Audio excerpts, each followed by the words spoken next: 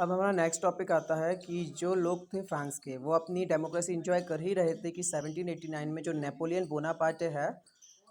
Note कीजिए question कि Napoleon Bonaparte France में कब एंटर होता है। तो जो नेपोलियन बोनापार्टे जो फ्रांस में एंटर होता है वो ईयर होता है हमारा 1789। और फिर 1804 में जो नेपोलियन बोनापार्टे है वो अपने आप को डिक्लेयर करता है एम्परर ऑफ द फ्रांस। और वो फिर एक यूनिफॉर्म सिविल कोड लेकर आता है 1804 में, जिसका नाम था the uniform civil code of 1804। कोई भी चीज़ जो आती है इंट्रोड्यूस होती है, हर एक चीज़ के एक गुड पॉइंट्स और सम बैड पॉइंट्स आते हैं। तो हम यहाँ पढ़ेंगे some good and bad points of the uniform civil code of 1804।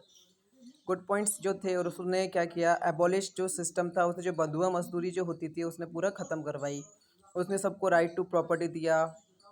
उसने फिर सैफडम को ख़त्म करवाया। उसने इम्प्रूव किया ट्रांसपोर्टेशन और कम्युनिकेशन फैसिलिटीज़।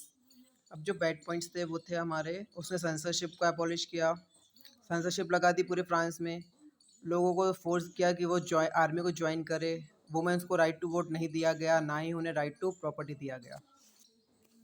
फिर हमारा नेक्स्ट टॉपिक पे आता है 18 सेंचुरी में, मिड 18 सेंचुरी में क्या होता है। जो यूरोप में 3 तरीके की सोसाइटी थी।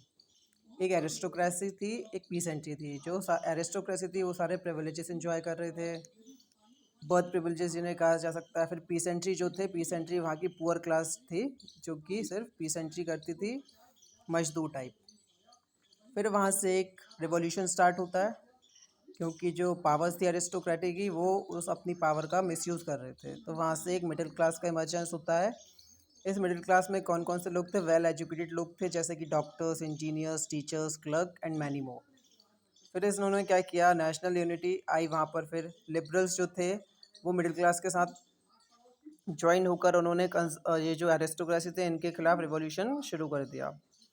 फिर नेशनल यूनिटी का एक आइडिया आया, और उसमें उन्होंने जो लिबरल और जो नेशनलिज्म थे उन्होंने अपना जो डिमांड्स थी वो रेज़ करी। उनकी डिमांड्स थी राइट टू वोट था, राइट टू पॉलिटिकल फ्रीडम था, economic freedom, right to individual था, और government should be chosen by concern of people. और जो गवर्नमेंट थी वो लोगों द्वारा चुनी जाए।